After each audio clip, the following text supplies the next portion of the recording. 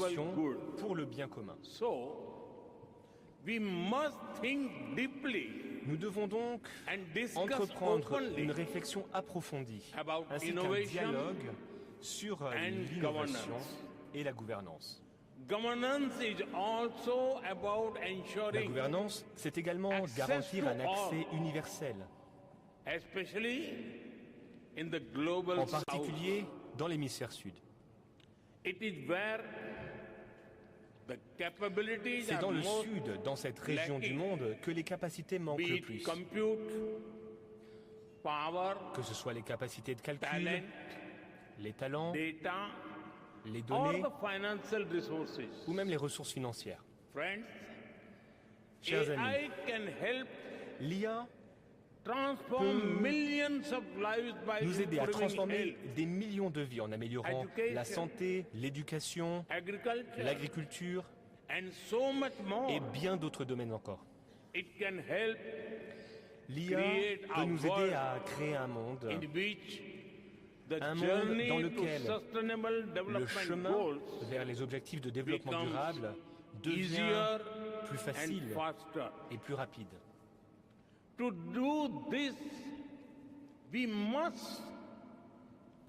ce faire, nous devons mobiliser ressources et talents. Nous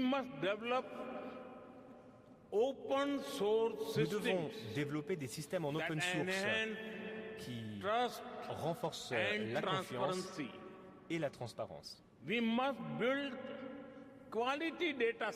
Nous devons créer des jeux de données de qualité, exempts de biais. Nous devons démocratiser la technologie et créer des applications tournées vers l'humain.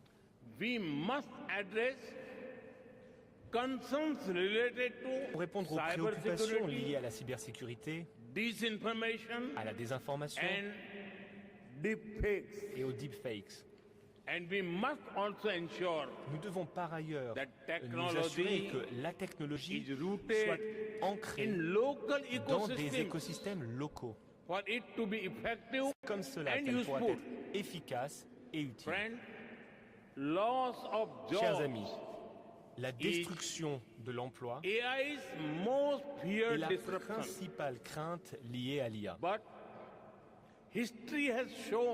Mais nous l'avons vu dans l'histoire. L'histoire a montré que la technologie ne fait pas disparaître le travail.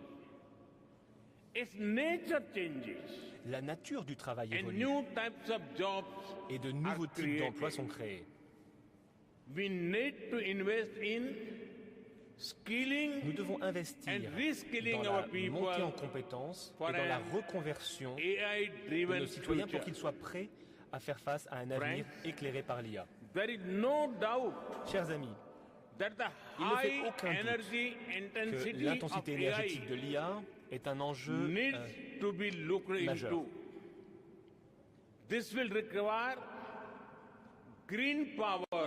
Nous allons donc avoir besoin d'une énergie verte, une énergie qui permettra d'alimenter l'avenir de l'IA. L'Inde et la France travaillent de concert déjà depuis des années sur des initiatives telles que l'Alliance solaire qui nous permet d'exploiter toute la puissance de l'énergie solaire. Quelque chose qui doit nous permettre d'aller plus loin que la durabilité. Nous devons innover pour partager cet avenir responsable. En parallèle, l'IA durable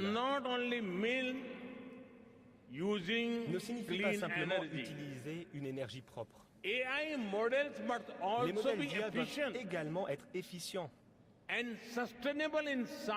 durables en termes de taille, de besoins en données et en ressources.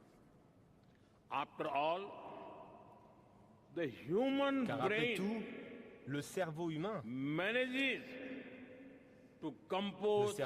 est capable de composer des poèmes et de concevoir des engins spatiaux. Et pour composer des poèmes et concevoir des engins spatiaux, le cerveau humain a besoin de moins d'énergie qu'il n'en faut pour allumer une ampoule. Chers amis, l'Inde est parvenue à développer une infrastructure numérique publique pour plus de 1,4 milliard de personnes à un très faible coût. Cette infrastructure numérique est bâtie autour d'un réseau ouvert et accessible. Cette infrastructure est régie par une réglementation et dispose d'une multitude d'applications qui permettent de moderniser notre économie, de réformer la gouvernance et de transformer la vie de nos concitoyens. Nous avons libéré toute la puissance des données grâce à notre architecture d'autonomisation et de protection des données.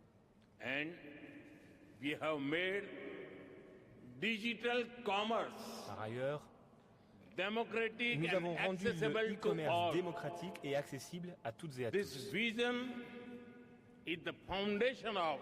C'est cette vision que l'on retrouve à la base de la mission nationale de l'Inde pour l'intelligence artificielle. C'est pourquoi, durant notre présidence du G20, nous avons développé un consensus pour exploiter l'IA de manière responsable, pour le bien et pour tous.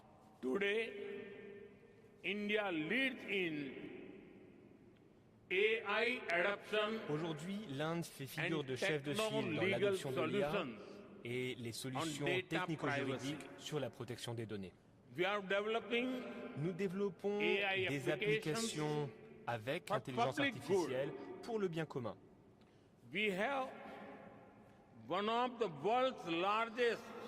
L'Inde dispose de l'un des plus grands viviers de talents en IA au monde. L'Inde travaille sur son propre grand modèle de langage, LLM, en tenant compte de sa diversité. Nous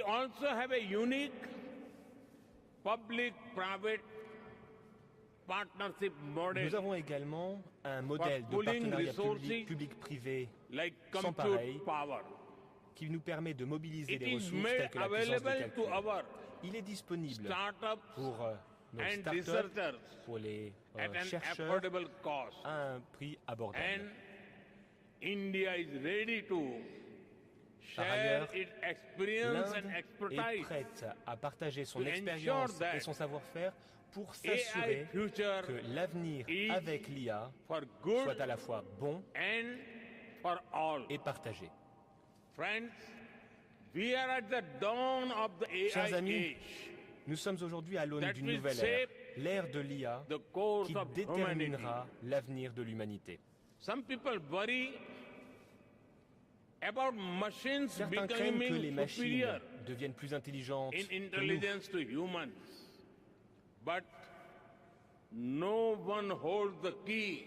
Mais personne d'autre que nous, humains, ne détient la clé de notre avenir collectif, de notre destinée commune. Ce sentiment de responsabilité doit nous guider.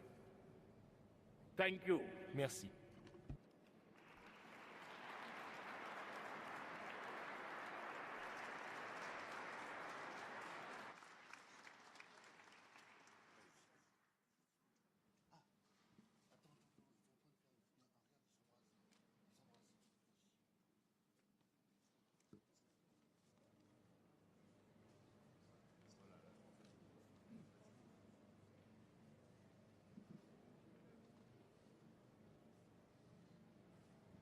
Merci, Monsieur le Président. Thank you, Prime Minister. My name is Alessandra Galloni, and I'm editor-in-chief of Reuters News Agency, and I'm here this morning just to help things along. So welcome again to the closing plenary session of the AI Action Summit.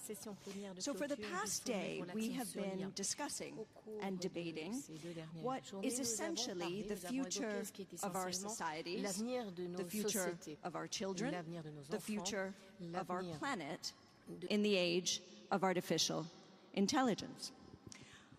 Our co-hosts, President Macron, Prime Minister Modi, have exhorted all of you to push the limits of your creativity, to push the limits of your imagination during these 2 days. And as we saw from the opening video, delegates have discussed AI's impact on the environment, on labor, on diversity, and on making sure that AI does not get out of control, which is something that technologists are openly worried about. AI has, in the past few years, inspired outbursts of hope, but also of fear.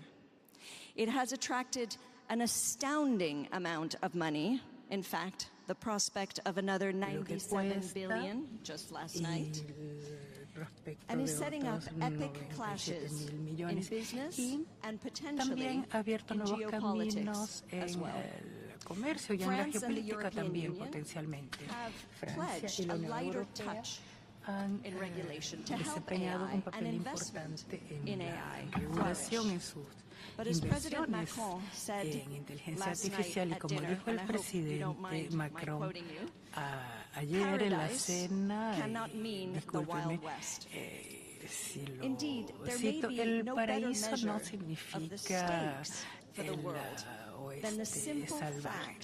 Va mucho más allá de esta lista de eminentes personalidades que tenemos. Aquí tenemos una gran participación de líderes globales en tecnología, en finanzas, en sociedad civil.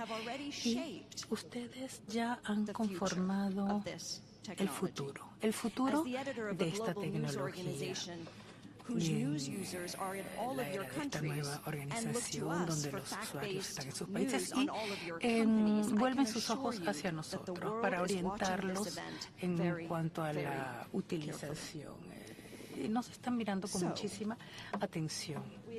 Quería decirles pues que tal vez sea posible que de aquí a unos cuantos años las personas y tal vez una IA consciente mire hacia esta reunión pensando que es una reunión que ha fomentado la humanidad y la comprensión. Quiero darle la bienvenida a todos los panelistas de esta sesión, pedirles que vengan aquí al escenario. Los voy a llamar uno por uno. Señora Ursula von der Leyen, presidenta de la Comisión Europea, señor Pharrell, lo vi hace un momento. Señora Anne Buffo, enviada especial, el señor Sundar Pichai de Google, director general, el director general de Narendra, lo vi ayer en la cena. Señor Petteri Orpo, primer ministro de Finlandia, y Jim Borden-Martin, secretario general de la Organización de Comunicación Internacional, y por último, pero no de último, el director general del Organismo Internacional de Energía, de la Agencia Internacional de Energía. La primera sesión va a ser moderada por Anne Buffo, que ha sido fundamental en esta organización. Muchísimas gracias por tu trabajo, Anne, en estos 2 últimos días. Se trata de desbloquear las oportunidades, de darle campo a las oportunidades. Anne, te ofrezco el micrófono.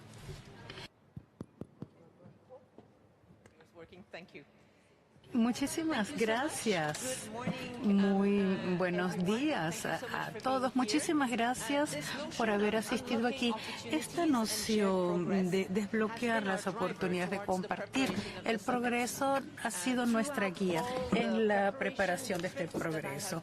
Los viajes que he realizado y a través de ellos he visto en el mundo entero que todos nos dicen que quieren formar parte de esta revolución de la IA. queremos poder desarrollar nuestras propias soluciones. Queremos ser actores y queremos participar en París para poder debatir de estos temas. Naturalmente, hay ingentes esperanzas en la IA, progresos médicos, la ciencia, nuevas soluciones climáticas y también esperamos que haya procesos en discussing this, but how can we make sure that these opportunities are unlocked in the short term, now or very soon? We will hear today from our distinguished guests and speakers what they are doing to make this possible by defining strategies, by listening to the world's experts, by announcing investments, and by a number of actions. We will also, during this session, be talking about an initiative that is unveiled at the summit today, a decentralized partnership to help harness AI's vast potential. But before we get into more detail, it gives me great pleasure to welcome His Excellency, Vice President of the United States of America, J.D. Vance, to come to the podium. It is an honor. It is your first international trip outside of the United States since taking office. We're delighted to have you here.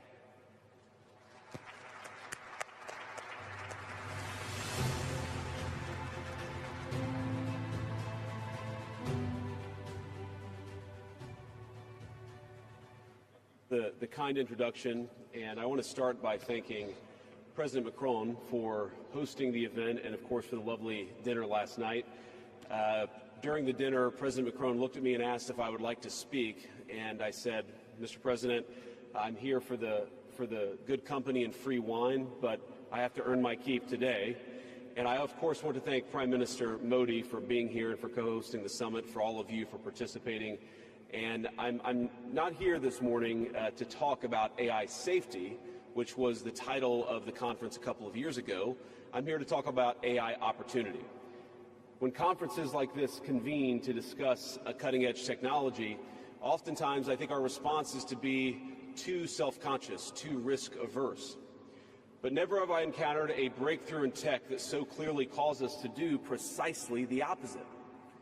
Now, our administration, the Trump administration, believes that AI will have countless revolutionary applications in economic innovation, job creation, national security, healthcare, free expression, and beyond. And to restrict its development now will not only unfairly benefit incumbents in the space, it would mean paralyzing one of the most promising technologies we have seen in generations. Now, with that in mind, I'd like to make 4 main points today. Number 1, this administration will ensure that American AI technology continues to be the gold standard worldwide, and we are the partner of choice for others, foreign countries, and certainly businesses as they expand their own use of AI. Number 2, we believe that excessive regulation of the AI sector could kill a transformative industry just as it's taking off, and will make every effort to encourage pro-growth AI policies. And I like to see that deregulatory flavor making its way into a lot of the conversations this conference. Number 3, we feel very strongly that AI must remain free from ideological bias, and that American AI will not be co-opted into a tool for authoritarian censorship. And finally, number 4, the Trump administration will maintain a pro-worker growth path for AI, so it can be a potent tool for job creation in the United States. And I appreciate Prime Minister Modi's point. AI, I really believe, will facilitate and make people more productive. It is not going to replace human beings. It will never replace human beings. And I think too many of the leaders in the AI industry, when they talk about this fear of replacing workers, I think they really miss the point. AI, we believe, is going to make us more productive, more prosperous, and more free. The United States of America is the leader in AI, and our administration plans to keep it that way. The U.S. possesses all components across the full AI stack, including advanced semiconductor design, frontier algorithms, and of course transformational applications. Now, the computing power this stack requires is integral to advancing AI technology. And to safeguard America's advantage, the Trump administration will ensure that the most powerful AI systems are built in the U.S. with American-designed and manufactured chips. Now, just because we're the leader doesn't mean we want to or need to go it alone, of course. And let me be emphatic about this point. America wants to partner with all of you. And we want to embark on the AI revolution before us with a spirit of openness and collaboration.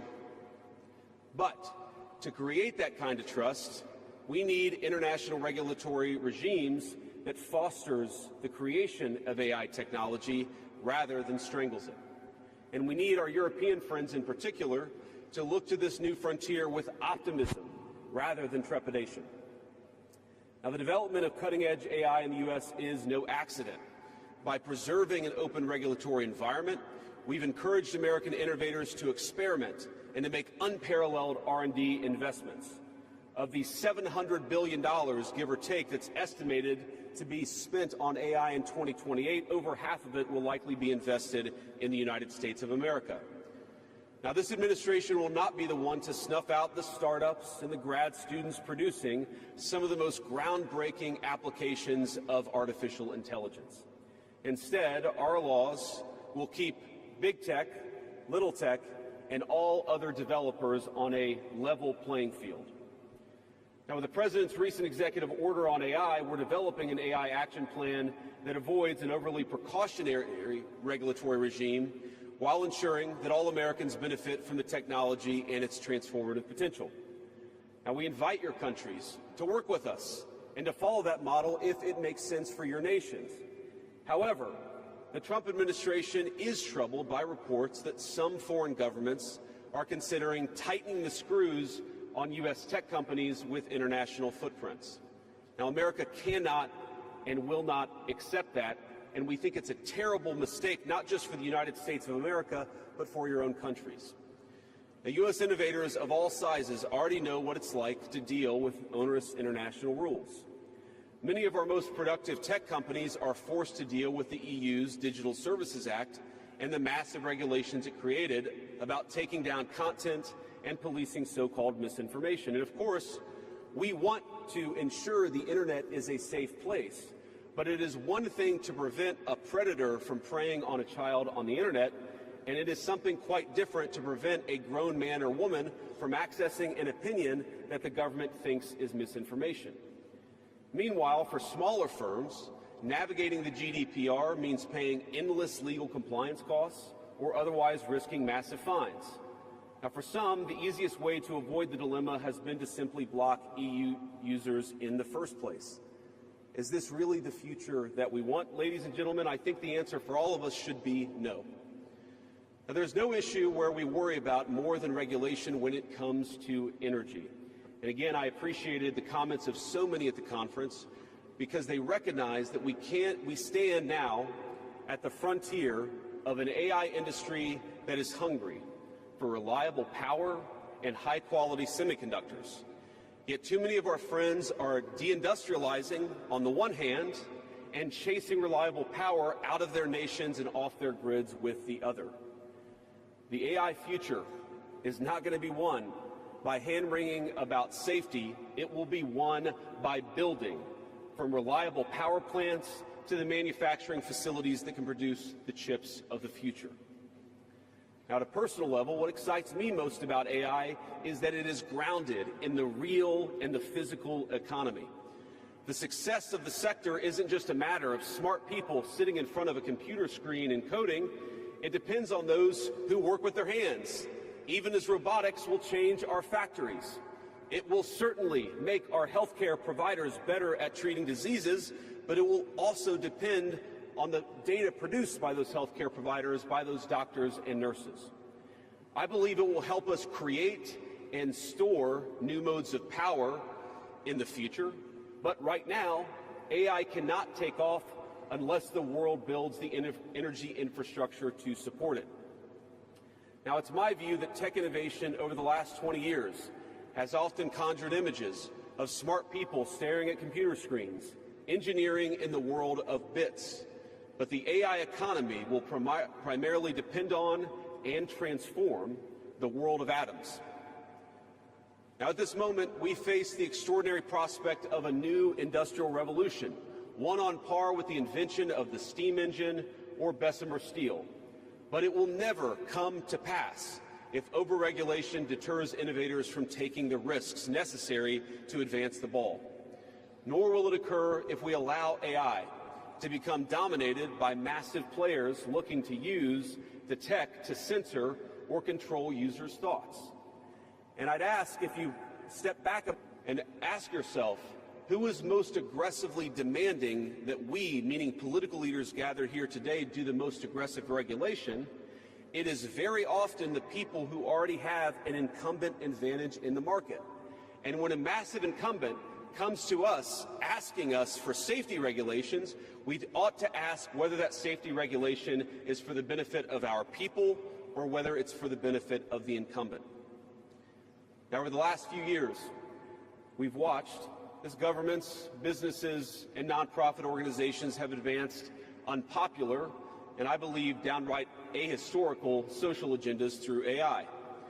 In the U.S., we had AI image generators trying to tell us that George Washington was black or that America's doughboys in World War I were in fact women.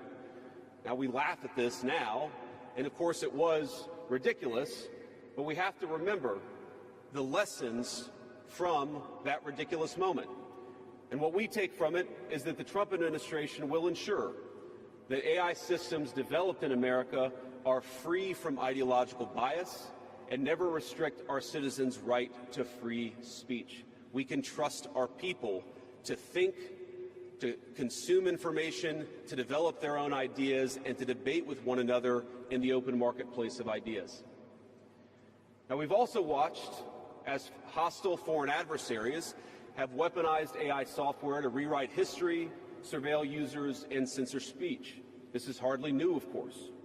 As they do with other tech, some authoritarian regimes have stolen and used AI to strengthen their military, intelligence, and surveillance capabilities, capture foreign data, and create propaganda to undermine other nations' national security. I want to be clear. This administration will block such efforts, full stop. We will safeguard American AI and chip technologies from theft and misuse, work with our allies and partners to strengthen and extend these protections, and close pathways to adversaries attaining AI capabilities that threaten all of our people. And I would also remind our international friends here today that partnering with such regimes, it never pays off in the long term.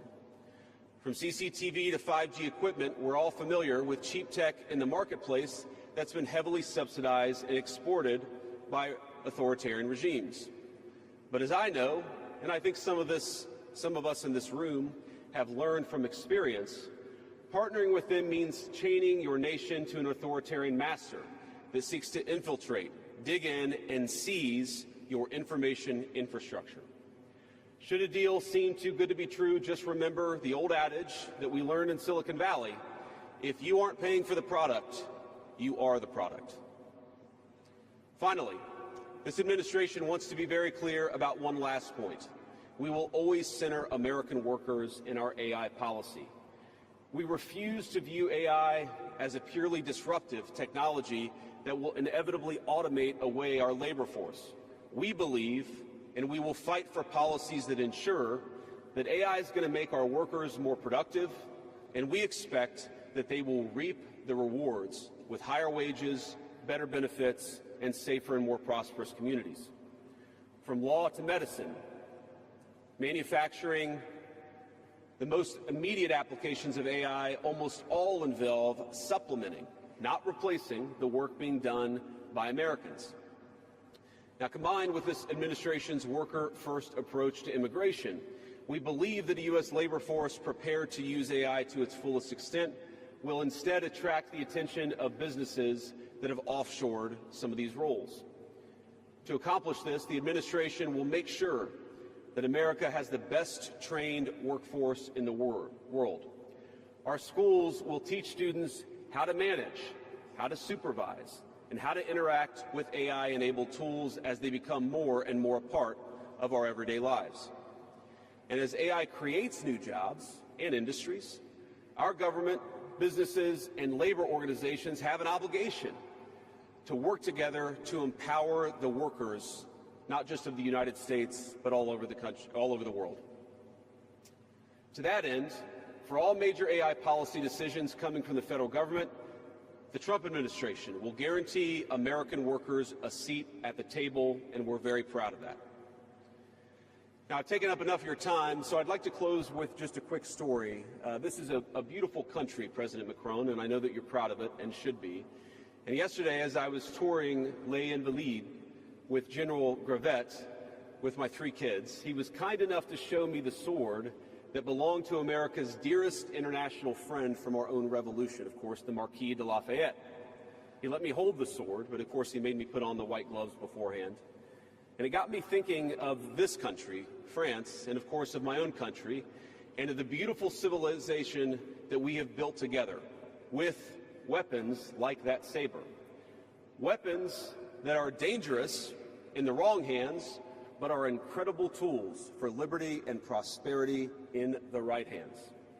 I couldn't help but think of the conference today. If we choose the wrong approach on other things that could be conceived of as dangerous, things like AI, and choose to hold ourselves back, it will alter not only our GDP or the stock market, but the very future of the project that Lafayette and the American founders set off to create. Now, this doesn't mean, of course, that all concerns about safety go out the window, but focus matters. And we must focus now on the opportunity to catch lightning in a bottle, unleash our most brilliant innovators, and use AI to improve the well-being of our nations and their peoples. With great confidence, I can say it is an opportunity that the Trump administration will not squander. And we hope everyone convened here today feels exactly the same. Thank you, and God bless you all. Thank you. Thank you. Thank you very much for your comments. I would now like, it gives me great honor to call to the podium Her Excellency President of the European Commission, Ursula von der Leyen.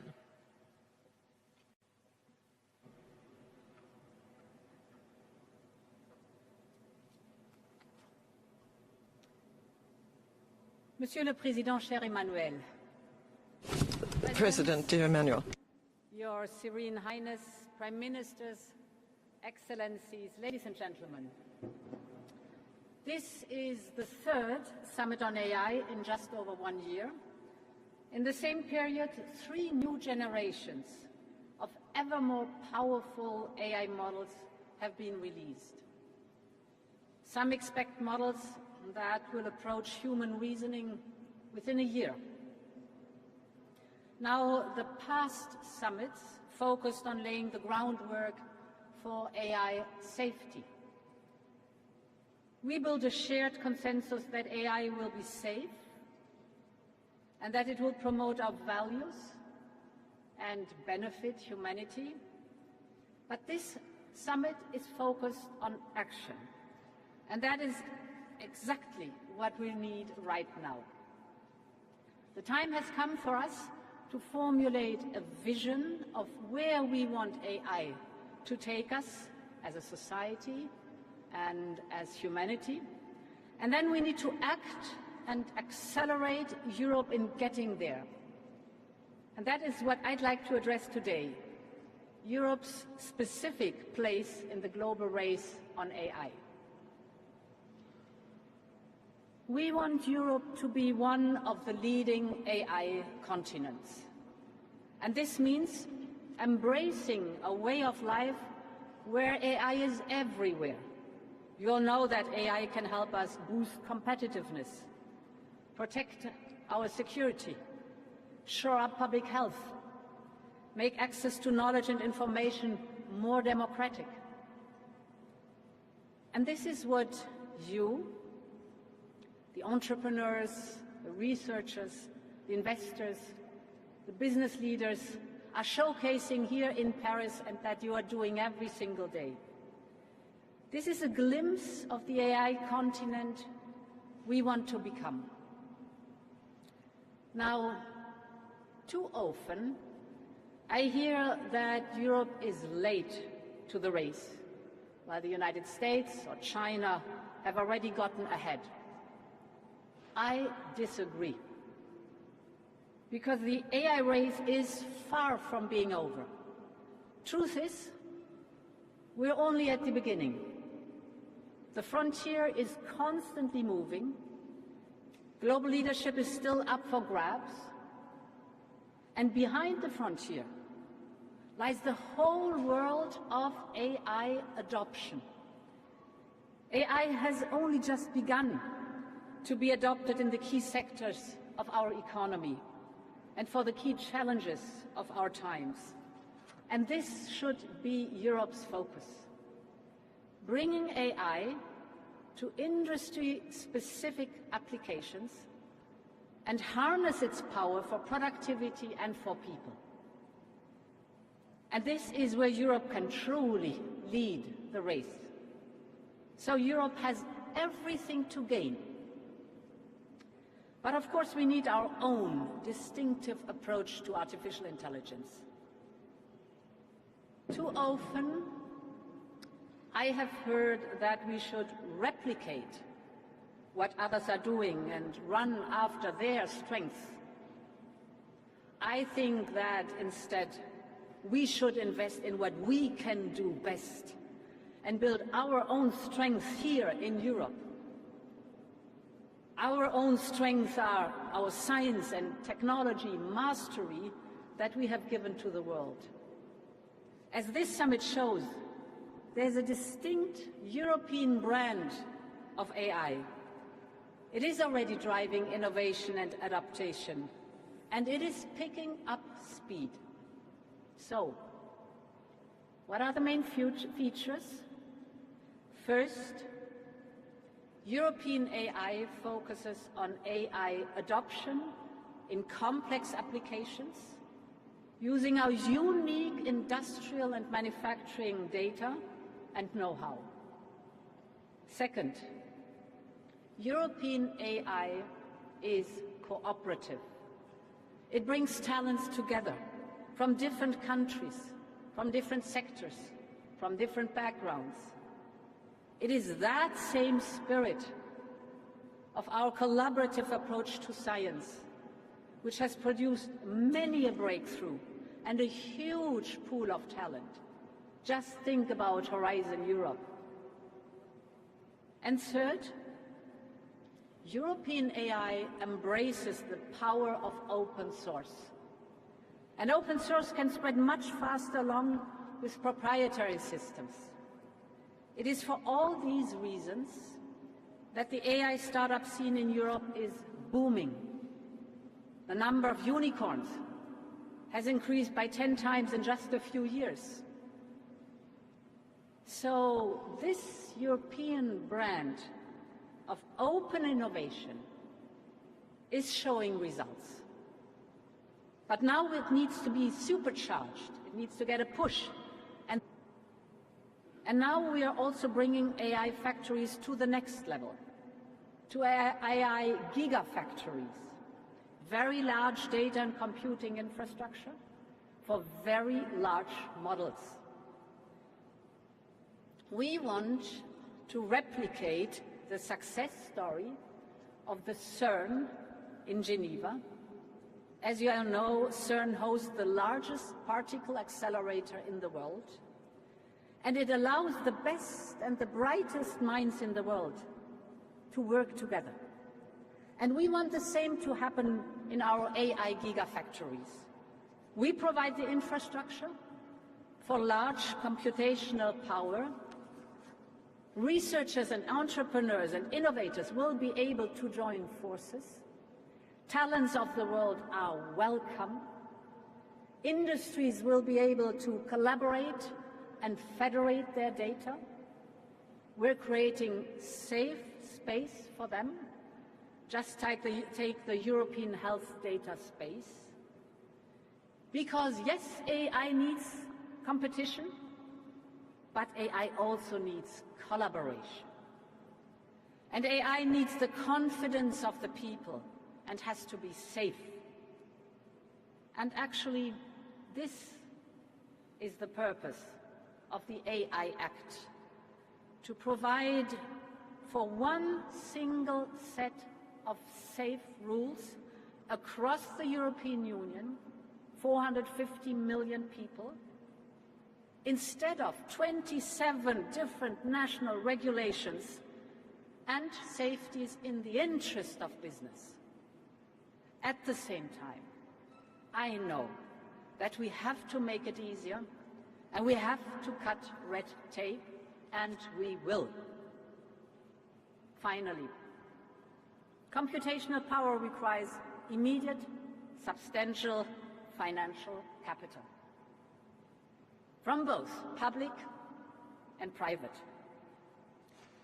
In this context, I welcome the European AI Champions initiative that pledges 150 billion euros from providers, investors, and industry. And today I can announce that with our Invest AI initiative, we can top up by 50 billion euros. So thereby, we aim to mobilize a total of 200 billion euros for AI investment in Europe. We will have a focus on industrial and mission-critical applications. It will be the largest public-private partnership in the world for the development of trustworthy AI.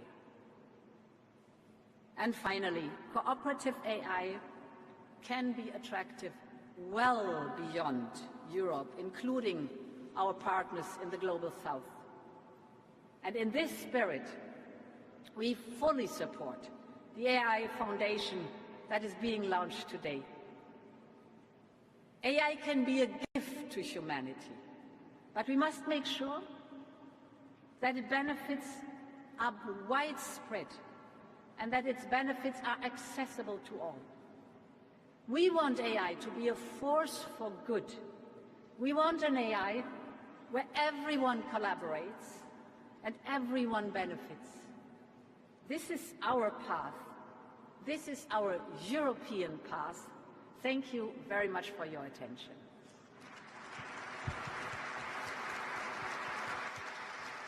Thank you. Thank you very much, President von der Leyen, for your comments and for the announcements that you made today. It gives me great pleasure to continue this discussion on unlocking opportunities. And we've discussed the opportunities that we tend to speak about a lot in health, in a number of sectors. Let me maybe start by one of the not so obvious ones. Let's start with arts and creative industries. First of all, we have dedicated during this AI week a whole weekend to this topic of AI and art and culture. We have had both wonderful creations showcased by artists, but also discussions about the challenges that lie between AI and creation, because it's not always something that comes as the first example of benefits of AI. With us today we have Pharrell Williams. We're delighted to have you here. You're an extraordinarily creative artist, and so who better than you could share a few thoughts about AI and creativity? Pharrell, please. Thank you. Thanks for having me. I don't know how you guys do this with the thing in the ear.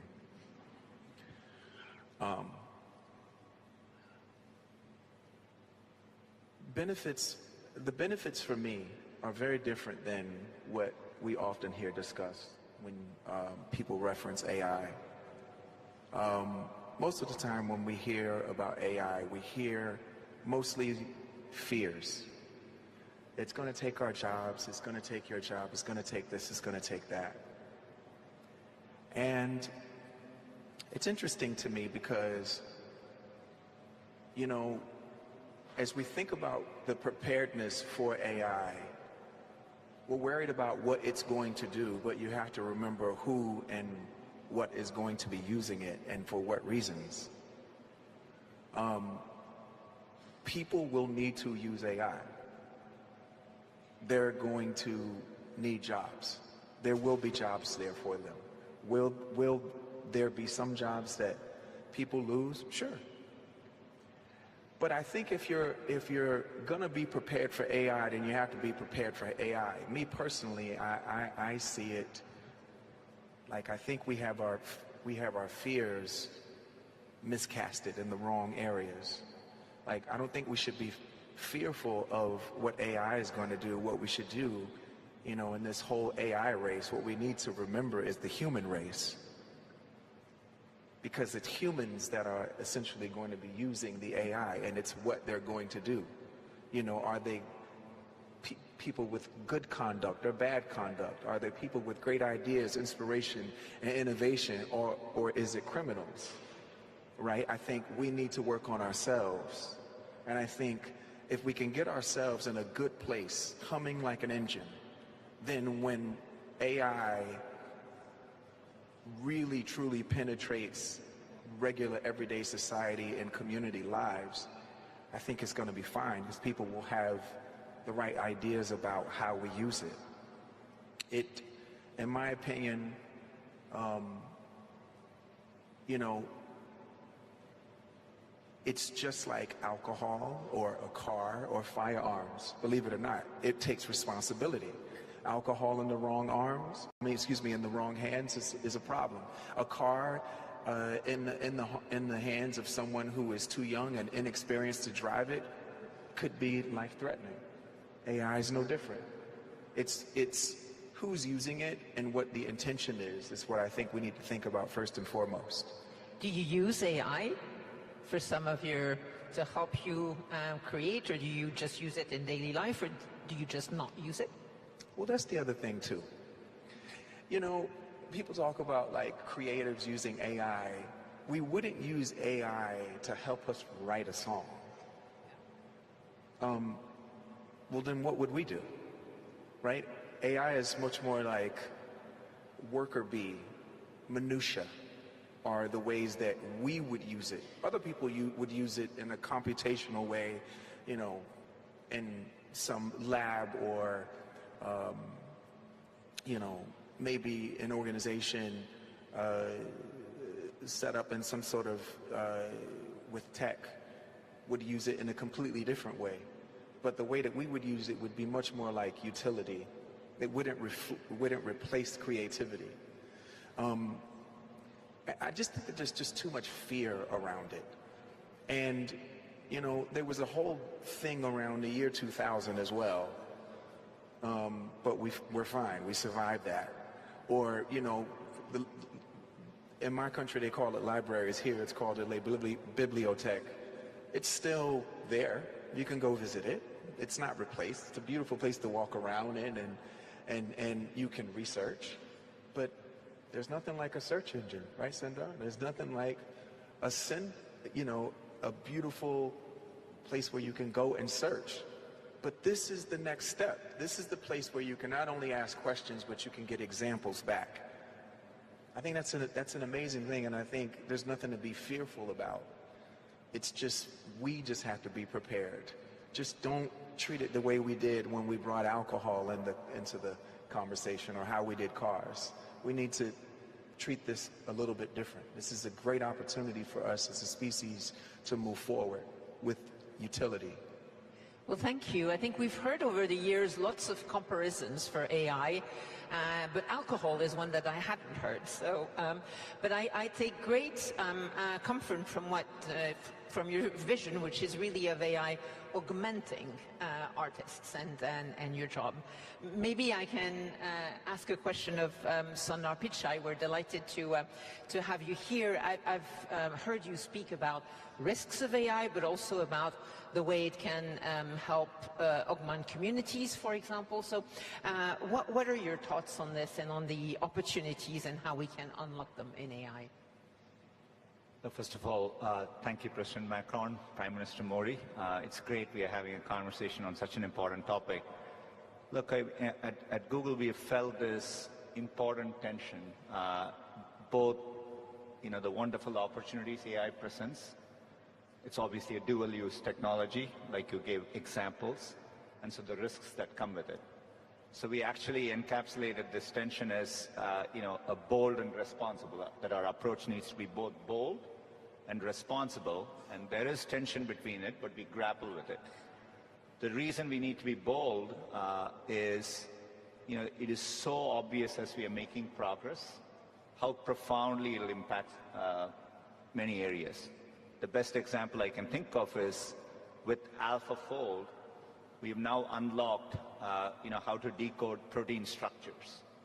Just so that everyone understands, it used to take one person their entire PhD to do one protein. And within 3 months, AlphaFold unlocked over 200 million protein structures. Now it's an open database, and already we see hundreds of thousands of researchers and biologists using it to develop vaccines, etc. So you can so tangibly feel the impact of progress. So you feel a moral imperative to be bold and accelerate progress there, right? And when it comes to the economy, it's very clear that you'll be unlocking more productivity. And I do worry people who don't adopt it, countries which don't embrace it, can get left behind through this crucial moment. So those are all the opportunities we see, and we want to lean in to drive that progress. Obviously, as Pharrell mentioned, it's a technology with dual use, and how do you make sure the bad effects don't propagate? Examples where we are working on, we slow down and think about image generation or video generation. It will both unleash creativity in the tools of artists and so on, but people can use it to create deep fakes. So we are early on working on technology like SynthID, watermarking technology. We will need standards, and those are areas where governments and private companies can work together to create a standardized way to detect deep fakes, right? And so you have to take that balance as we move through this, and we embrace it. We cherish the tension, we debate it, and we all need to do that more, I think. Well, thank you so much, and thank you for highlighting the area of AI and science, where really, first of all, of course, the AlphaFold is absolutely fascinating and led to a Nobel Prize, or Nobel Prizes, which is really impressive. But yeah, what you said about also being mindful about standards and tools and open source tools for open science, I think is particularly important. Maybe let me come back to you in terms of this technology which has an impact around the world. Do you see a challenge in potentially having this opportunity developing more in developed markets, in Western economies, and maybe not around the world? Do you have any thoughts on whether you have fears about that, and whether you could see a need for action in this direction?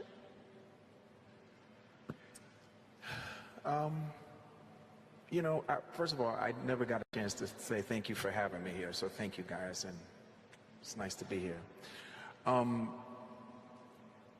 I just think that we need to stop using the word fears. Like, I just don't think it's good for the progression of just our species. It's just not really done well for us. Calling this unlocking opportunities. Yes, we're on opportunity. Yes, it's, listen. There's one thing for us to be concerned, but not for us to be fearful. It's a utility, and it can make life, and it's also an accelerator. It can make life a whole lot better, a whole lot quicker. But it depends on who's using it as to whether it goes bad quicker. For me, I feel like this is something that the world needs, but I think we need to be ready with ourselves before we fully engage. I don't think that it's about the jobs being lost. I think it's about perspective, and I think it's about what our intentions are. You know, what are you going to do with it when you use it? And we're trying to help people understand. But again, this has been created by brilliant code writers who probably shouldn't be the ones communicating about what it's going to do and what it's going to be. That's because, a good point. You know, in their minds, it's like, they're going to take your jobs. Well, the average person hears that, and it freaks them out. But this is no different than, like I said, search engines being created. There was this whole thing on how libraries are going to be burned down, and, you know, they were not going to use them anymore. And that's not what's happened. What's happened is search engines make things a whole lot easier. People got answers a lot quicker. Well, now you're going to be able to get renderings and ideas and examples a lot quicker. Sure, it's going to be more than that. But I think for the average human being, that'll be the way that they interact. It will help them accelerate, get answers quicker, be more efficient. That's the average person. Now, on the Silk Road, we're going to have some problems. Well, thank you. I love your comparison of the library.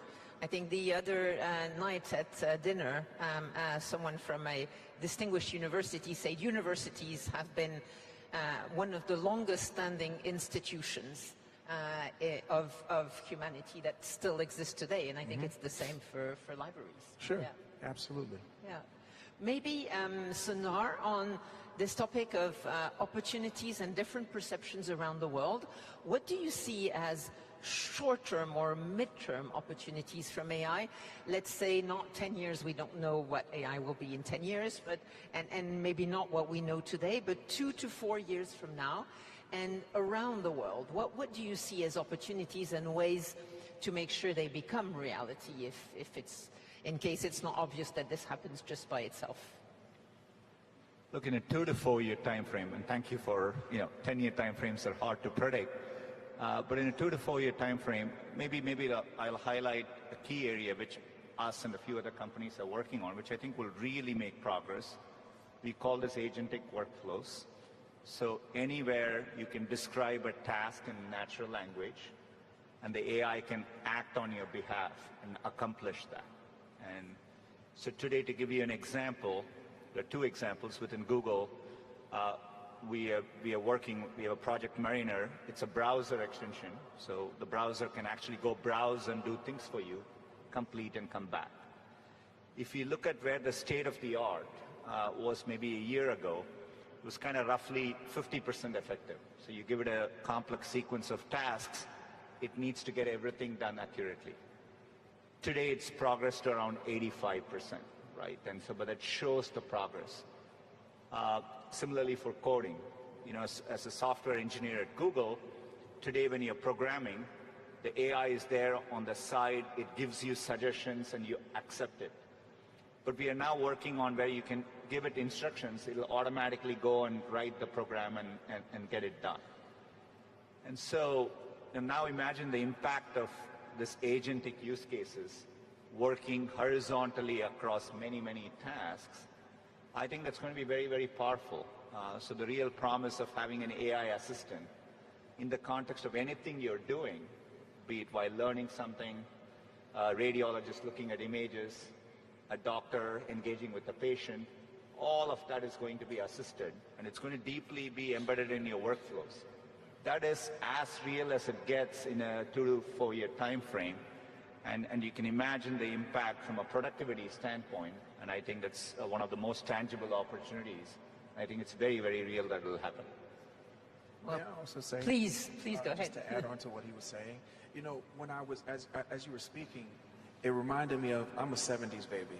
It reminded me of like a lot of the television shows that we grew up on the first 15, 20 years of my life. There was a talking horse, there's a talking car, there's talking robots, and we loved them. And if you looked at the characters in all of these television shows and films, they loved them and they had a great time. And why were they having a great time? Why weren't they panicked? Because this was a part of their everyday lives. These things acted as utilities. Now, the horse was a horse, and it didn't know everything. But the cars and the robots that I remember, they knew everything. You could ask them anything.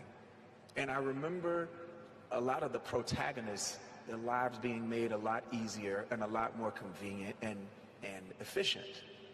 And it's going to be no different than that. The things that we worry about, like I said, are the bad conductors. Yeah, and we do get used to things once we've had them for a while. Excellent. I think this has been a very interesting discussion. I'd like to thank you both. I'd like to thank our previous speakers on this topic. Again, on this topic of unlocking opportunities, maybe going back to some of the remarks of Prime Minister Modi, we see all around the world people saying, we also want to be part of this. We want to be as ready as people in the US, in some of the European countries, in China. We also want to be part of that. And as such, we have had lots of discussions about how we can make sure open source, decentralized data can help create these decentralized innovation hubs. And to this effect, it gives me great pleasure to welcome to the stage Martin Tisney, CEO of AI Collaborative, who's been working as part of the AI Action Summit team, to tell us about the foundation, the current AI partnership that is being unveiled today. Martin, you have the floor. Good morning.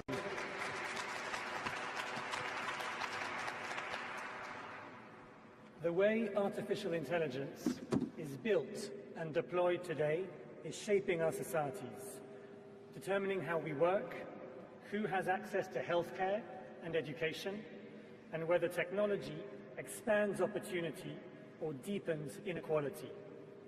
But too often, the public interest remains an afterthought. That's why I am proud to announce the launch of Current AI, a new partnership dedicated to ensuring that artificial intelligence serves the public interest, that AI serves communities, strengthens economies, and expands opportunity for all. We are at a pivotal moment. The choices we make today will define the role AI plays in our societies for generations to come. We believe the answer lies in collaboration, bringing together governments, researchers, civil society organizations, and communities to make AI more open, more accountable, and more accessible. Public interest technology is both about preventing harm, and at the same time, it's about creating a better future. Imagine an organization using AI that helps oncologists provide tailored treatments to their cancer patients. Imagine AI as a spark for our children's imagination that fires up their creativity rather than dulls it. These are the kinds of possibilities we unlock when AI serves the many, not just the few.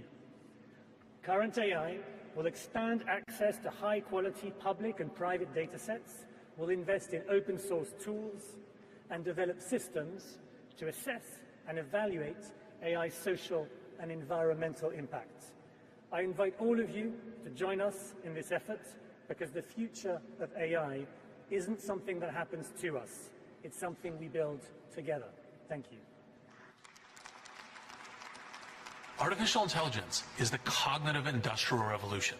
Technology is a strong enabler for humanity. It's super important that we act now together when it's possible to shape it, whereas later where we might regret not doing anything.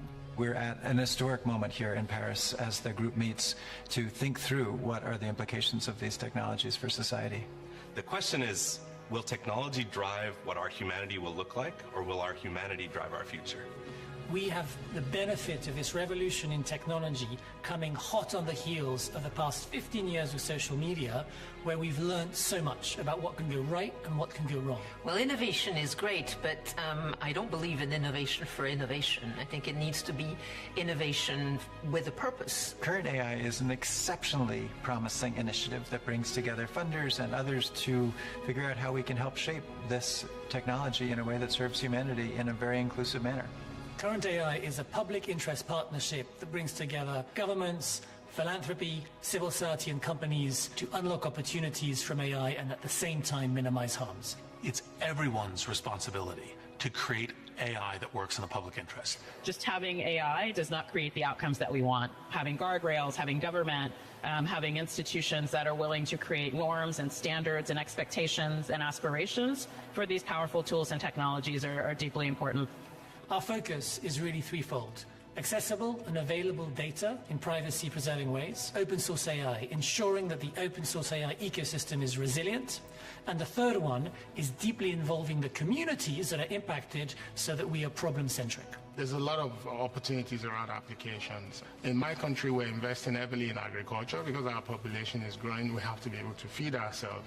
AI can help us do that better. It's really important that not only big tech is capable of developing with AI, so that everyone really can benefit from this technology. We need to understand that equitable outcomes, responsible outcomes just are not going to come from the tools themselves. We need to do things in the affirmative sense, not just think about regulation and things that we want to forbid. I think especially people who are worried about the future of AI, the most important thing to realize is this is very early. And there's the opportunity for all of us to have a role in shaping how AI plays out. Nothing has been determined yet. We need community voices, we need governance, we need public capital, and a shared vision of the society we hope to create. AI is an opportunity for us to be better, and we shouldn't take our eyes off that. It's an opportunity for society, for humanity to be better. Great. Well, thank you to our panelists for the first session. Now, the second session we'll ask the question, are we ready for the future? And I thought that I would ask you all a question. I know you're heads of government and state, and so usually you don't play games like this, but I'm going to ask you to do it.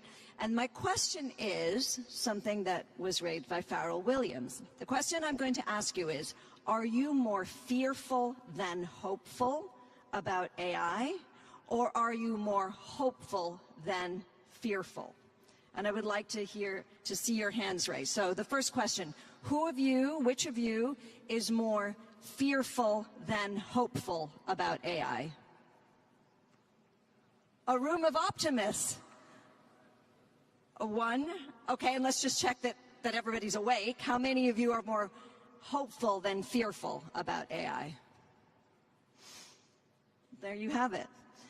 A lot of people didn't answer, okay? So some of you are 50-50, I would imagine. Okay, so with that very optimistic audience, we go to the second session.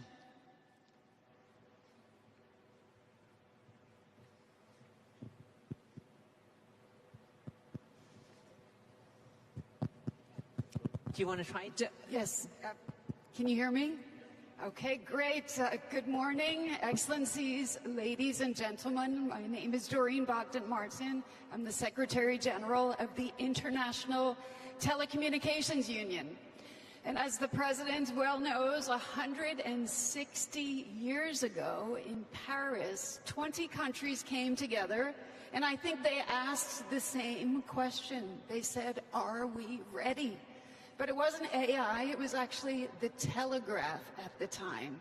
They came together, they signed the Telegraph Convention, they created the International Telecommunications Union, and it was all about unleashing the potential and the benefits of the telegraph, which would transform communications as we knew it back then. Today, of course, it's all about artificial intelligence.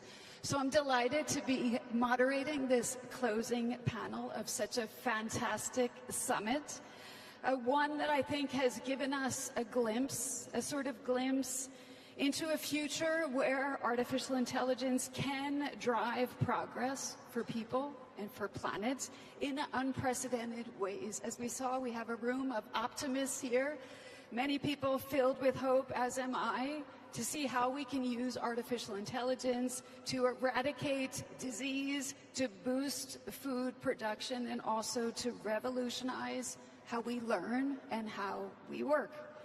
But is humanity prepared for an AI-driven future that feels like it's coming at us faster than ever before? And to help us answer that question, I have the great honor of introducing someone who deeply understands both the challenges and the opportunities of artificial intelligence and how it is already transforming our world. Someone whose vision and foresight led to the adoption of the Global Digital Compact. So, ladies and gentlemen, as we kick off this final session of the Paris AI Action Summit, please join me in welcoming the United Nations Secretary General, Antonio Guterres. Please.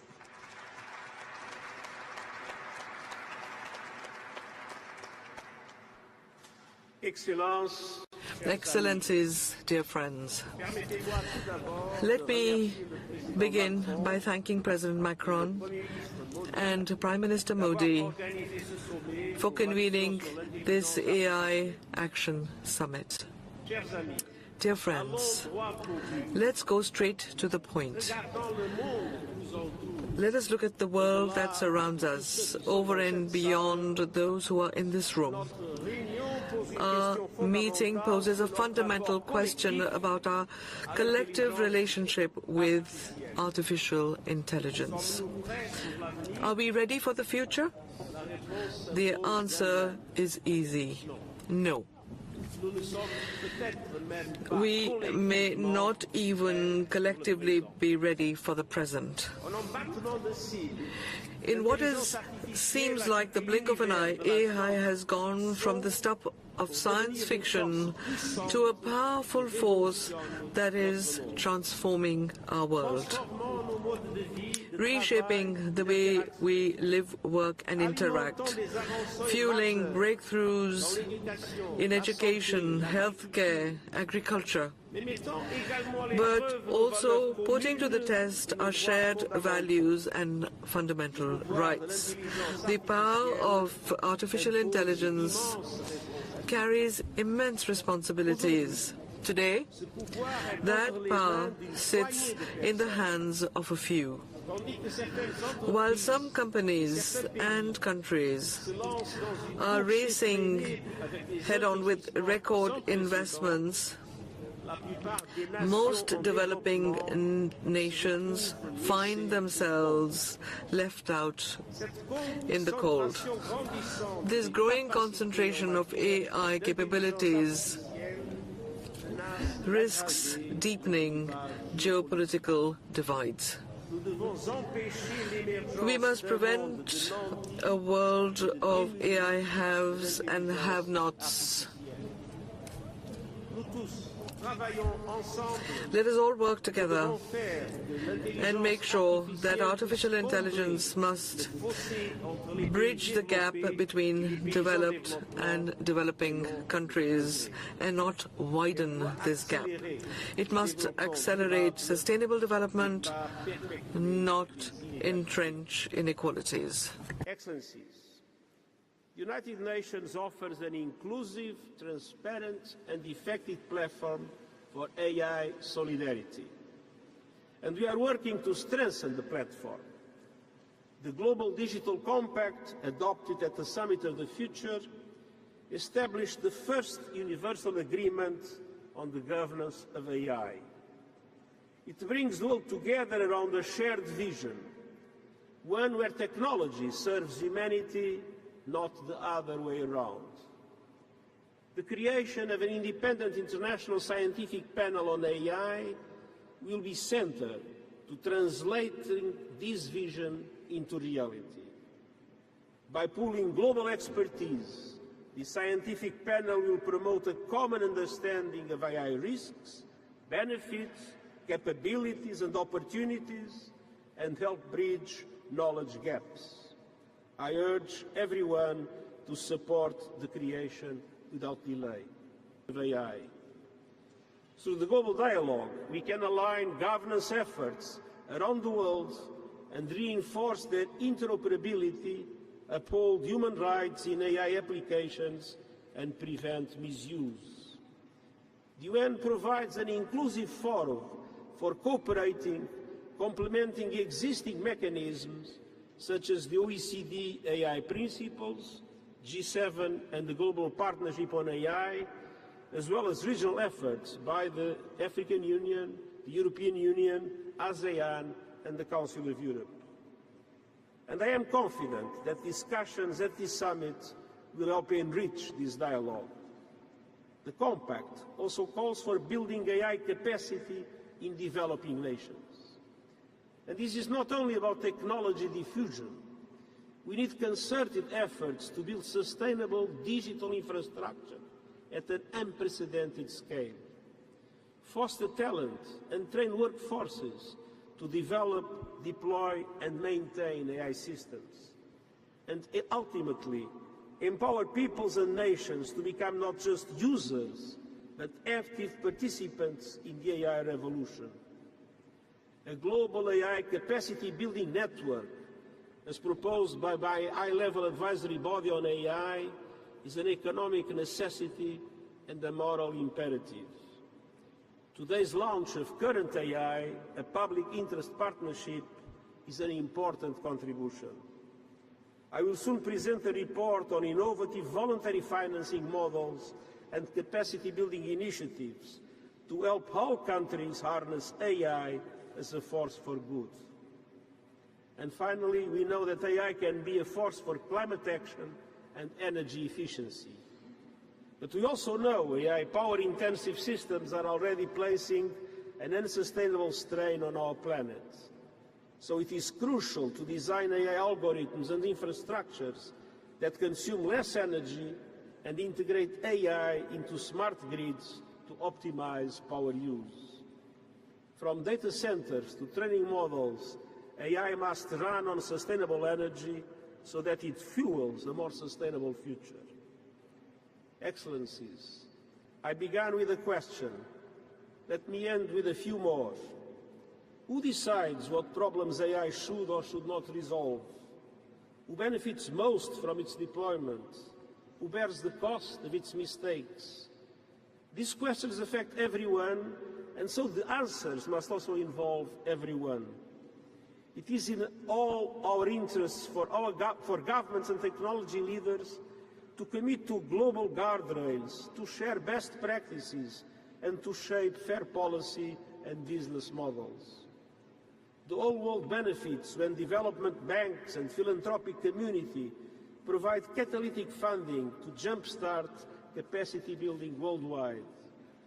And we all stand to gain when academia and thought leaders help to navigate through this complex landscape. AI is not standing still, neither can we.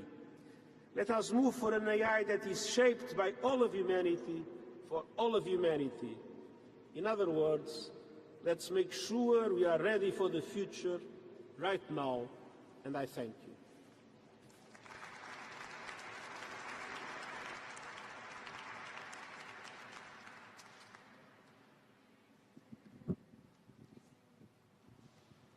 Secretary General.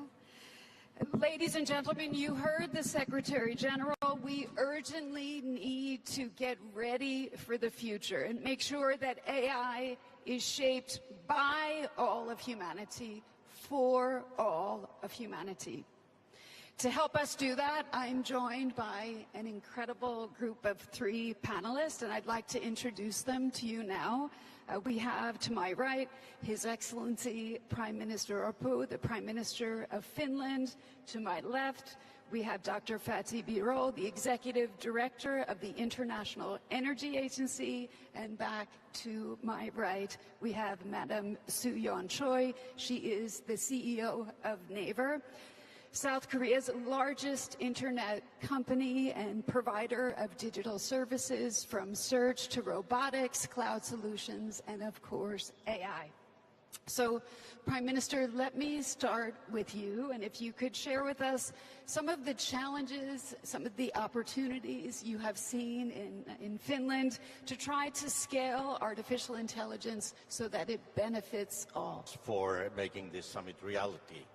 And also to Prime Minister Modi, co-hosting this very important summit effort for building consensus on global on artificial intelligence. And it is an achievement already how you are gathered, so many of us here. And I want also to recognize the important role that the United Nations plays in building global consensus matters. Thank you very much for your speech, Secretary General. As a Prime Minister of Finland, I saw huge potential on AI, potential to strengthen our welfare and security, to boost sustainable economic growth. But as a first answer to your question, how have we solved the challenges in scaling the use of AI in Finland?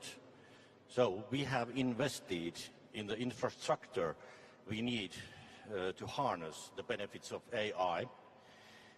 In Finland, we have decided already years ago that AI is a national top priority for us. It is also top priority to my government.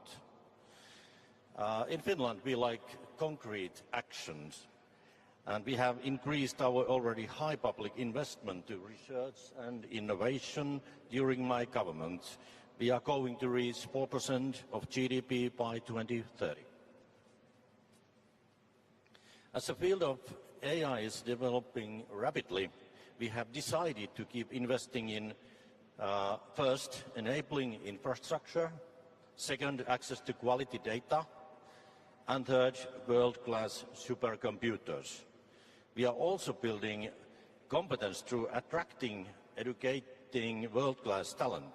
Recently, we have invested additional funding to launch a European Ellis AI Institute in Finland. These issues should also be priorities for Europe. As we know, Europe as a whole is behind its key competitors, and we need to step up our game. We need to strike a balance between regulation and innovation and make sure that we don't create additional obstacles for the beneficial usage of AI.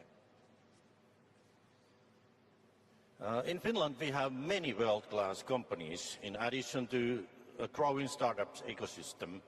These include Finnish-French Nokia, which invests heavily in AI-powered networks, and the elevator and escalator operator KONE, known for AI expertise such as predictive maintenance. I see AI being closely connected with protecting rule of law and democracy. We need AI that is aligned for our values. This is where international cooperation in AI governance is also critical. My second point is public-private partnership. As a small country, we can be fast and cooperate flexibly across sectors. Our national AI strategies have always been prepared in close collaboration with all stakeholders. This is natural for us. In our case, public and private sector investments are coming together to take AI research and application in Finland to the next level. Finland was recently chosen to host one of the 7 European AI factories, and we are already working to build next-generation pan-European supercomputers through Lumi AI. Serious investments in quantum computing are also taking place in Finland. Our context also means we can quickly launch pilots and experiments. For example, we are now looking for using AI for legislative drafting. And thirdly, sustainable AI. We must find ways to address the energy efficiency demand for AI in a sustainable way. Finland is home for one of the most eco-efficient data centers in the world, running on green energy. And the heat generated is circulated back into the community. This is part of circular economy where resources are not wasted. And finally, Mr. President Macron and Prime Minister Modi, here you are showing the way forward, and it is very crucial for all of us that you are holding this summit here. We are happy to support the Sustainable AI Coalition. This is an excellent way to raise standards for more sustainable AI. Thank you.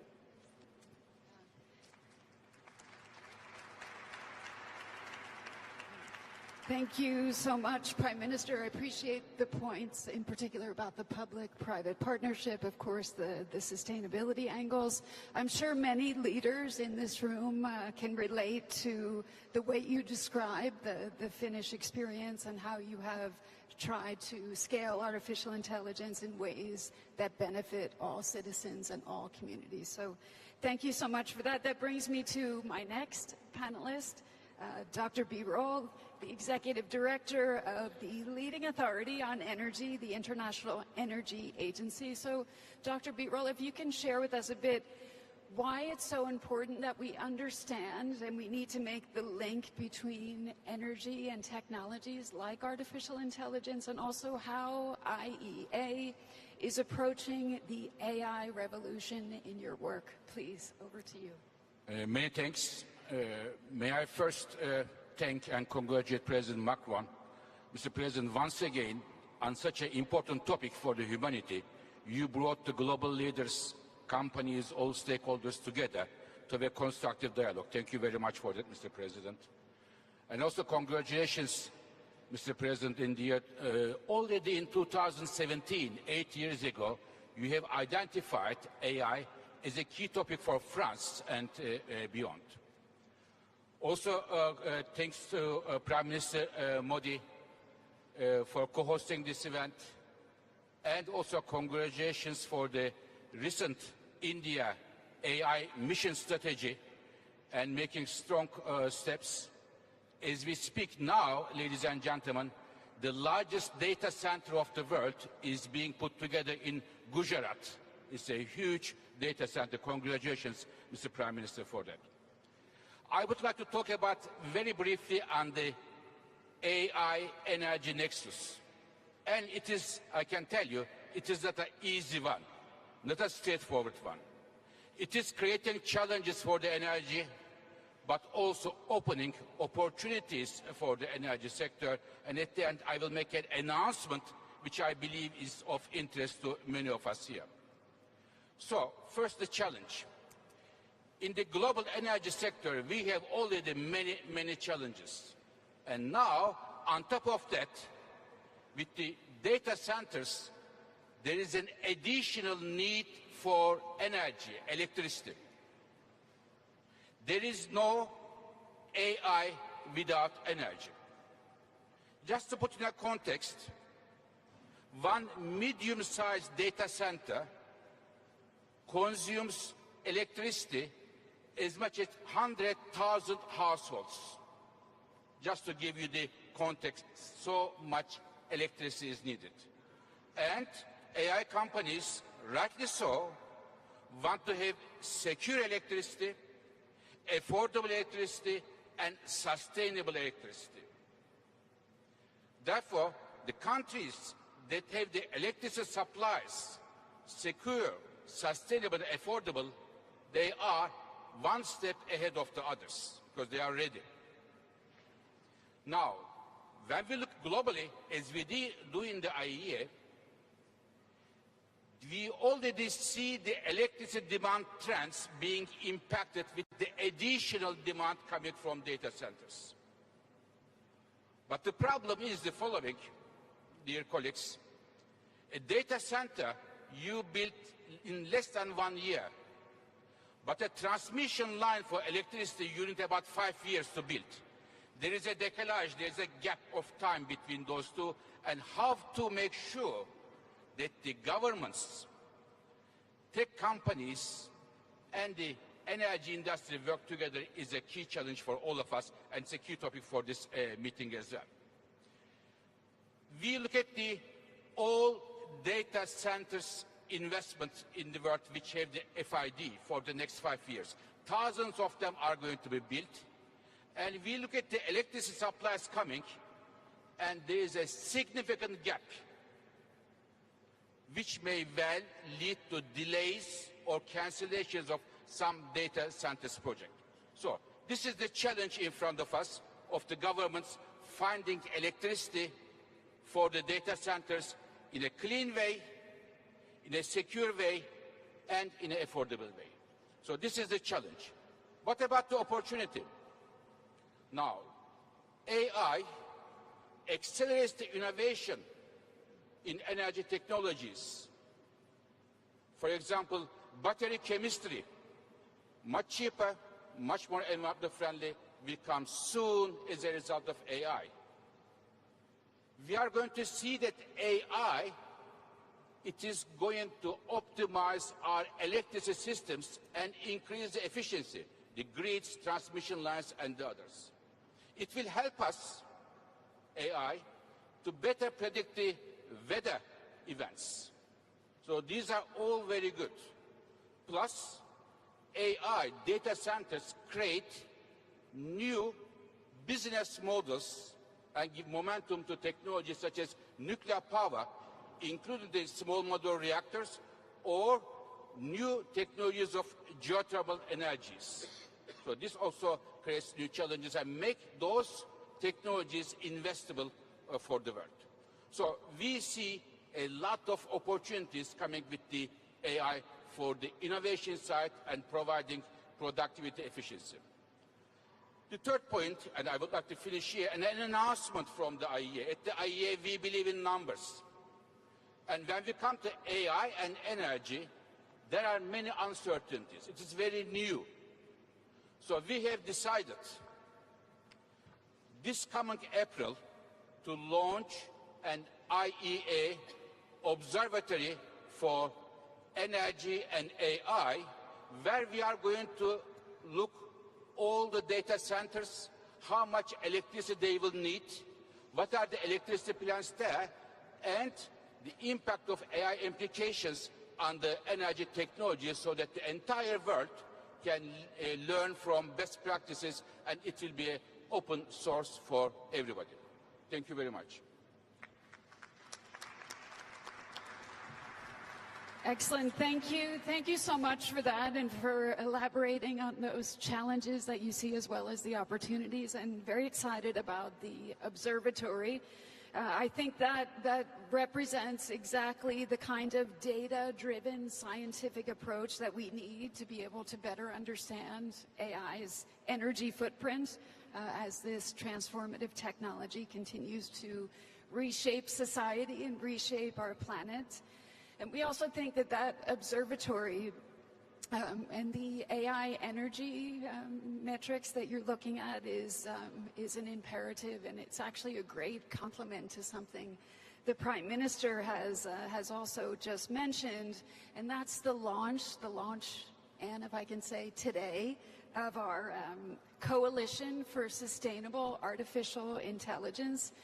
We're delighted and excited that this is part of the Paris AI Action Summit. And this coalition was initiated by France, so thank you so much, Mr. President, by the United Nations Environmental Program, and also by my organization, the ITU. It's a truly multi-stakeholder effort, and it's about ensuring that artificial intelligence develops in the interest not only of our planet, but also of all people, including the developing world. We have more than 90 partners, and Prime Minister Modi, I look to you because India is one of the latest partners, so thank you also for that. We have more than 90 that have joined this coalition, including leading AI companies. We have digital infrastructure firms. We have AI research labs, we have NGOs, we have investment firms, and I think it's actually a historic moment where we show that we can do good things when we join forces, we collaborate, and we advance for a common cause and purpose, which is sustainable artificial intelligence. At the ITU, we're also proud to be contributing to this effort. We want to make sure that all countries have the tools, have the instruments to benefit from AI. We're excited to bring our AI for Good platform also to the fore, where we're focused on skilling, we're focused on innovation as well. We have the CODAS work that we're doing that focuses on sustainability for digital services, and we're also working, of course, with our standards partners. We've heard standards mentioned this morning by many. So looking at sustainable AI standards and also advancing climate commitments through our Green Digital Action Initiative.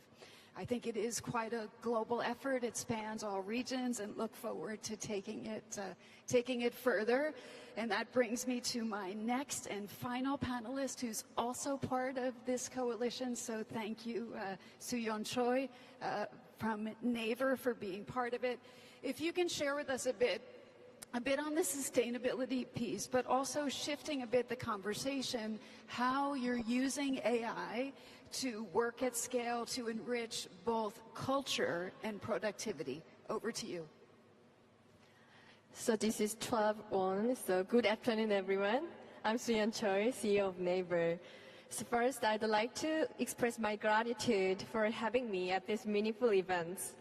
And for some of the audience that maybe is not so familiar with Naver, I'd like to introduce about our company. Naver is one of the few companies that has defended its domestic search market, hence its own leadership, without any other government intervention. We are also the third company globally to develop our own hyperscale AI model. We are go-to service for the majority of the population in Korea, with users in globally. We started our company as a search engine 25 years ago, and our services have expanded to social media, commerce, fintech, content, and cloud as well. This is very interesting. Today's topic, are we ready for the future? It is the question. It is all of our employees has it in our mind, because we are not as big as global giant, but we successfully survive for now. For Naver, diversity is one of our most important values because we are the search engine. So if you ask me how we survived, I can answer that because we are always serious we have our own digital ecosystem. Our ecosystem showcases the flywheel that connects all of our users, creators, sellers, and sometimes user to user through search. Creators and sellers use our search engine to promote their content. Users can find the information they want while sharing information and communicating with each other. Since the very beginning of our history, when we didn't have enough Korean documents, you can imagine. And we don't have enough Korean documents compared to English, and we have to compete against global search engines by providing one specific to the Korean language. So that's why we especially try to find solution to the Korean web, where there weren't enough digitalized documents. Along the way, we realized that what people are looking for is not websites, but information, especially real-life information. And that's how we began to create our own digital ecosystem. For instance, Naver created a service where user can ask questions and have it answered by another user. The outcome of such engagement among users was integrated with our search and became meaningful information for many people in Korea. We continue to learn this kind of services that connect users, so their contents and information can be connected the world through search. We believe this kind of our efforts continue in the age of AI, where AI is changing search and the content platform and user experience paradigms. Questions and answers to numerous information, posts that deliver daily tips, and unique products from sellers, these contents are what we recreate with AI as everyday tools for users. Our AI will be a tool that connects users, creators, and sellers in a more refined way. AI-enabled search will allow users to enjoy content by various creators that aligns with their intent. Using AI, we are building a search tool that identifies more information comprehensively. This tool also lets users connect more deeply with content that suits their intents and interests. We are also applying AI to commerce to help users discover stores and products by a wider range of sellers. By understanding users' underlying intent and context, AI will recommend products their users really want. This is expected to create a commerce platform where various tastes and personalities coexist and are actively connected.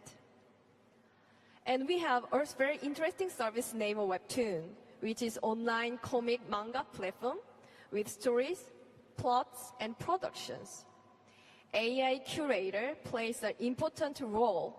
It recommends titles by identifying what users like, which helps them discover more genres and stories. In addition, AI will be a tool that unlocks the potential of users, creators, and sellers, and help them grow. Creators on Webtoon can use their AI Painter tool. With the help of this tool, they can focus on creative stories or detailed sketches. On the commerce platform, sellers run their business with AI-enabled marketing, customer service, and product display solutions. This helps them focus more on essential work, such as product development. We own key fundamental AI techs and large-scale services used by millions of users. That's how we gained our know-how and experience to create and develop a flywheel that can bring bigger opportunity to the digital ecosystem in Korea. Recently, we've seen possibilities of developing high-performance AI models more efficiently. This is expected to pave the way for the company like Naver to narrow the technological gap between the global big tech companies. With big tech companies dominating the global search market, Naver has become the third alternative with our extensive experience and know-how. We believe the same can be said for the global AI market. Naver's strategy will combine our experience, know-how, and large-scale services with our own AI techs. Based on this, we'll continue to create a flywheel that can bring bigger opportunities to the digital ecosystems. Together with the global community, Naver will strive to become a new option that adds to the diversity of the AI ecosystem. Thank you very much.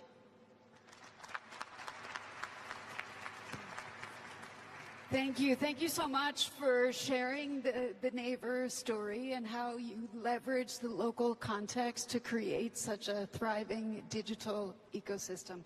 Thank you for that. So, ladies and gentlemen, we started this session with a question. Are we ready? The UN Secretary General made it very clear we must be.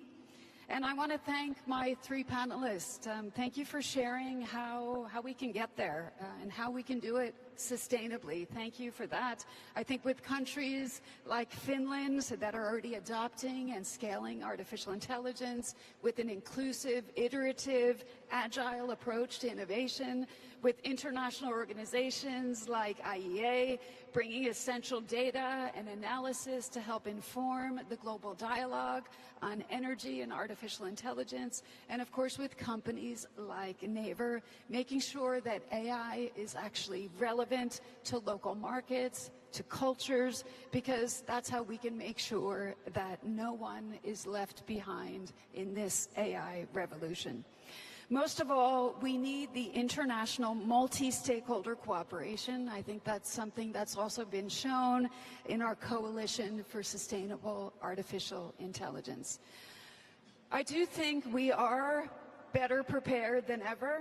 I think we are prepared to ensure that AI is beneficial, that it's beneficial to all of humanity, to people and for planet. And Prime Minister, as you mentioned this morning, that artificial intelligence is used for good and for all.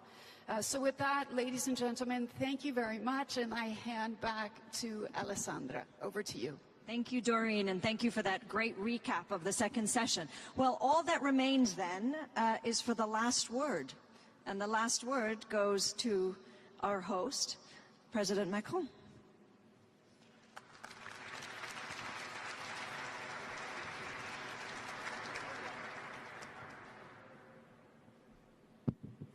Bien, chers amis, merci beaucoup. Well, dear friends, thank you very much. Thank you for being here and being involved in this summit. We had 700 participants from around the world. And thank you for sketching out the outcomes and the Paris AI actions. And with our friend Prime Minister Narendra Modi, who coordinated the work with us, we trust that they will be a solid basis for the future. We have some 10 commitments, around 100 decisions, initiatives and coalitions on subjects which are greatly diverse in range and which will make it possible to tackle the challenges raised in the course of this work. Obviously, I can't sum up everything that's been said in the course of the summit, but I would like to point out 3 key take-home messages. First, we're all convinced that this is a time of innovation and acceleration. And this is why in the course of the discussions, and we've seen it today, that we have this dilemma of what's positive, what's negative, whether we're afraid or feeling there's hope. And we'll see that the actions will speak for themselves. We know that we want to be involved in this. We realize that this is competition, and we are decided to do this because this is a matter of sovereignty, and sovereignty for all participants. So we're living a moment of great innovation and extreme speed. It's a time of acceleration of choices and of investments. In the course of the summit, we announced 109 billion in private funding for artificial intelligence. That's from France and international sources, and we just heard 200 billion from the European Union. And so we can see that. Well, we know what's happening in the United States. We know there's been great success in China, and we've had an announcement from our friends in the Gulf about the major investments there. There are investments in India, Canada, and so many others here today. And we know that the race is definitely being run. That's the first thing. But we have to realize that we're all involved in running the race. And the figures that I just gave you show you. And I would like to say how pleased we are that this is a real moment of awakening and ambition to be involved in this in Europe. We want to invest in talent, training younger generations, have more and more positions for research and at university level. We want to invest in data and the consolidation of data, and we need to have a framework for accessing the data. We want to invest in data centers, and the President of the Commission announced the program for setting up a data center in Europe for public research and startups. And we announced a number of massive-scale data centers funded by the private sector in France, and we made the announcement here at the summit. And the strong point here is there's real ability to have sustainable, low-carbon energy sources, and this is where the French model of civil nuclear power is a real strong point. And together we decided to accelerate work on applications. We've seen this has to be applied science, applications and mobility in defense and security, and there are a number of large groups in France and international countries have made announcements and signed up contracts with new players in artificial intelligence, with new partnerships, grasping the opportunities here. And we are all convinced that artificial intelligence will be an opportunity opportunity for us all to learn better, to have better healthcare, to have better work, and to have a better life within our societies. And this is a society of competition, innovation and sovereignty. But this is a period, as I said, of innovation and acceleration. The second message is how we can build up trust and to get away from this dilemma of risks on the one side and opportunity on the other, thinking that the only option is regulations which might be an obstacle to innovations. I think that the challenge we are all up against is that governments have to take action, but also civil society needs to act, and private enterprise does too. Major investors need to too. We need to know how we can have trust in artificial intelligence and the use thereof, because that will be the key part of its success. Because if we can't trust it, then we won't have artificial intelligence adopted around the world or spread around the world, and we'll see that in a few years' time there will be lots of our fellow citizens saying we don't want AI in our country. It's a source of problems and negative impact on our lives. Now, what do we need for establishing such a climate of trust? First, you have to have fair and open access.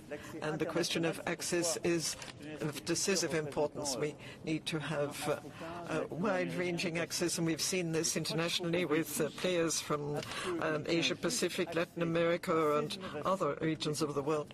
And we need to have access for all continents and all countries. And we've seen this with Prime Minister Modi. This is the third path.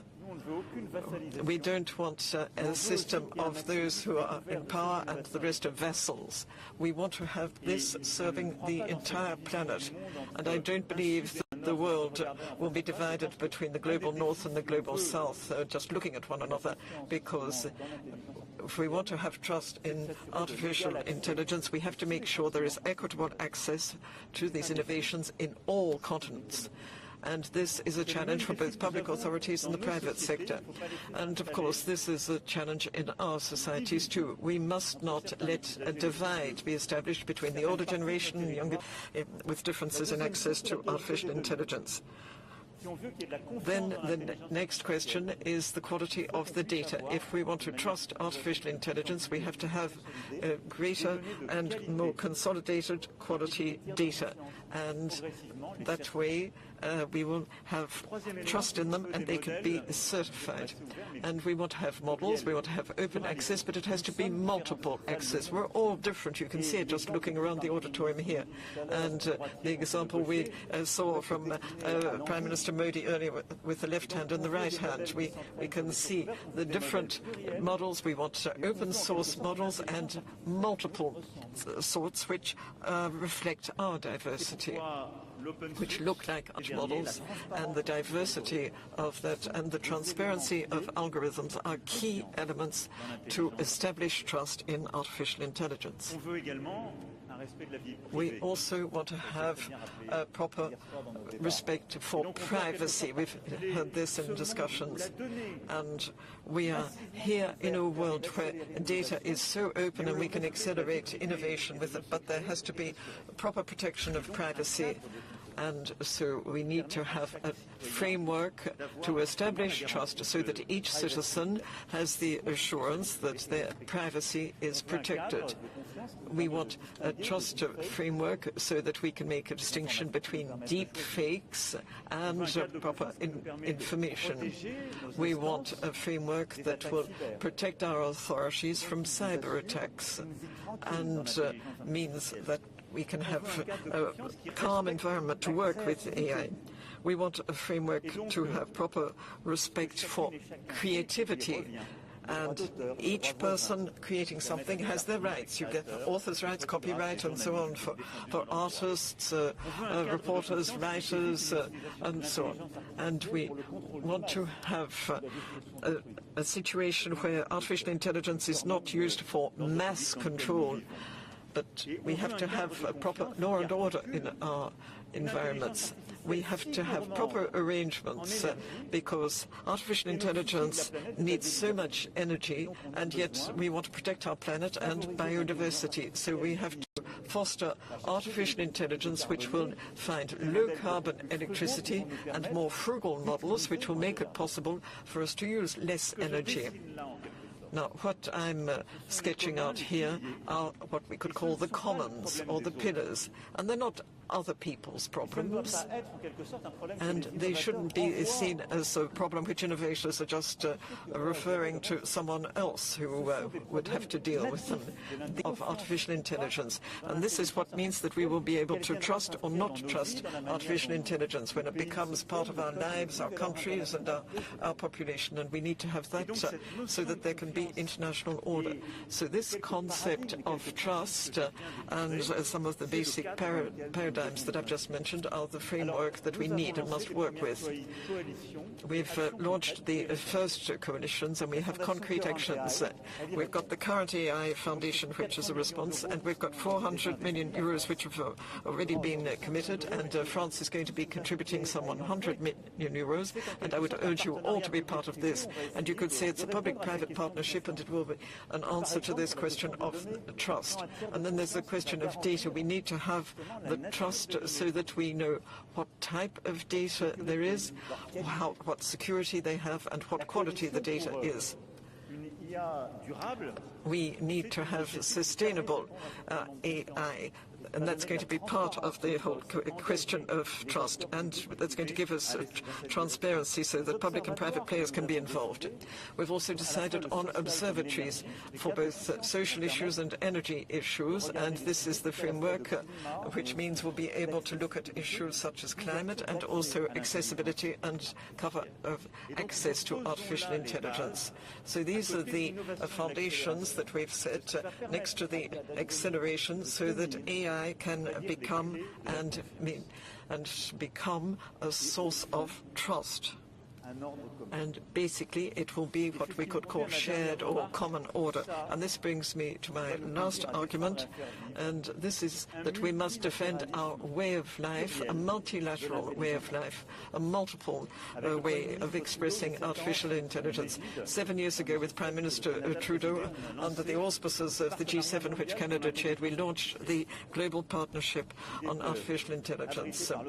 And it's now housed with the OECD, and we can see the dialogue.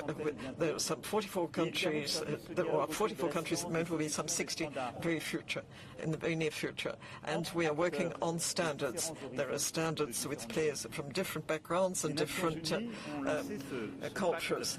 The United Nations has the digital compact, the Global Digital Compact, and we've got the Secretary General here mentioned it, and we've got UNESCO, the Francophone Organization, the Council of Europe, and their different areas have worked on this, and we know that these are key organizations, and we can see that in these different organizations, as we can see in this summit here, that we have international governance of artificial intelligence.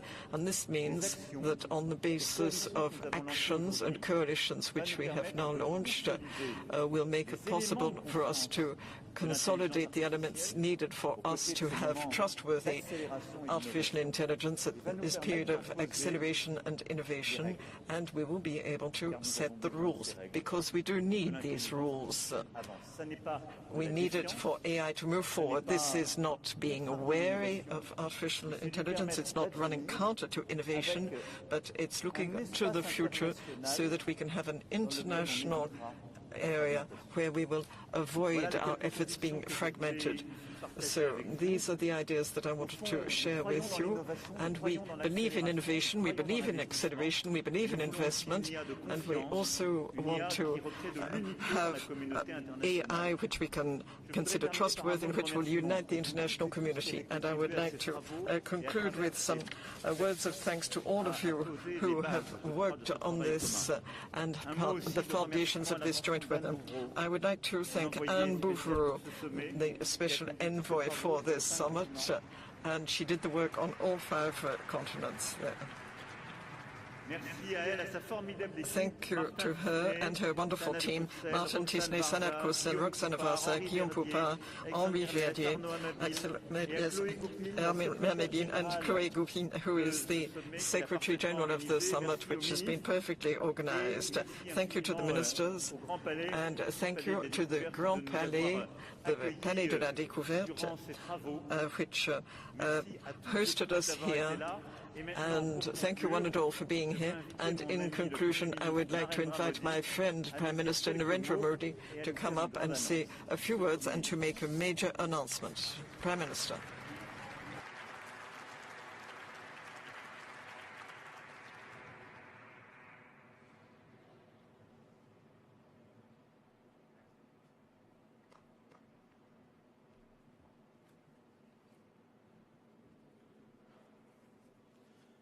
Friends, today's discussions have brought one thing. There is unity in vision and unity in purpose across stakeholders. I welcome the decision to set up the AI Foundation at the Council for Sustainable AI. I congratulate France and my dear friend, President Macron, for these initiatives and assure our full support. We must also make the global partnership for AI truly global in nature. It should be more inclusive of the global South and its priorities, concerns, and needs. To build on the momentum of this Action Summit, India would be happy to host the next summit. Thank you.